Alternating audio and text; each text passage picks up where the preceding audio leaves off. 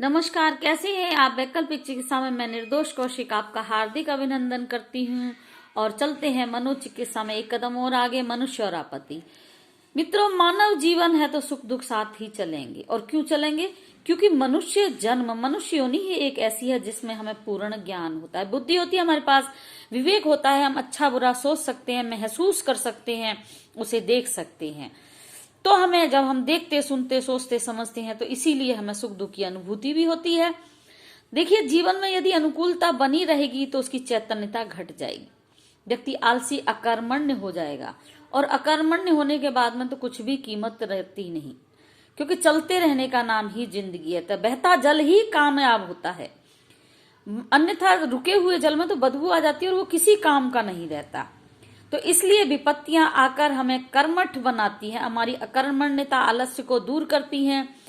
जैसे देखिए, भोजन में सटरस जरूरी है, मीठा, नमकीन, खट्टा, चरचरा, तीखा, कसैला। वैसे ही हमारे मानव जीवन की उन्नति के लिए विषम परिस्थितियां, विपरीत परिस्थितियां बहुत जरूरी है। मित्रों, राजा हरिश्चंद्र चांडाल के हाथ न बिकते तो उन्हें कौन जानता।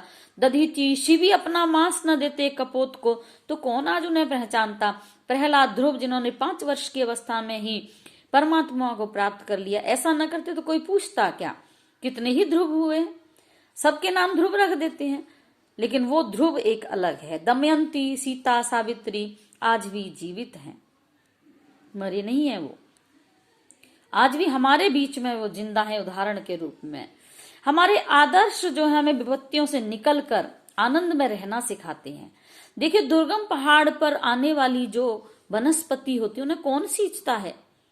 परमात्मा के सहारे झंझावातों को सहते हुए लंबे समय तक जीवित रहती हैं। जबकि हम अपने हाथों से पाल पोस कर बनाने वाली जो वनस्पतियां हैं, सहेजने वाली जो वनस्पतियां हैं, वो पतझड़ में पत्ते भी छोड़ती हैं, फिर पत्ते भी उगाती हैं और नष्ट भी हो जाती हैं।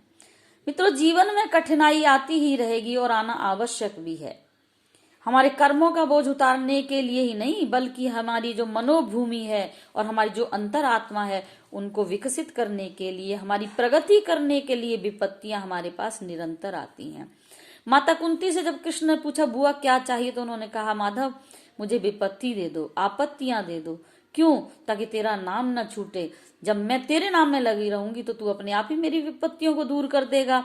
तो उनसे लड़कर अनुकूलता लाने के लिए हमें प्रयासरत रहना चाहिए। हमें आनंदमय जीवन जीना चाहिए। आनंदमय जीवन का रस लेने के लिए हमें धैर्य का धारण करना बहुत जरूरी है। मतलब उठ जाग मुसाफिर, भोर भई अब रैन कहाँ, सो सोबत है उठ जाग मुसाफिर। आइए उठें, जागें और अपने कर्तव्य को पूर्ण करें। परमात्मा की देन इस मानव जीवन को पूर्ण स्वस्थ रखें।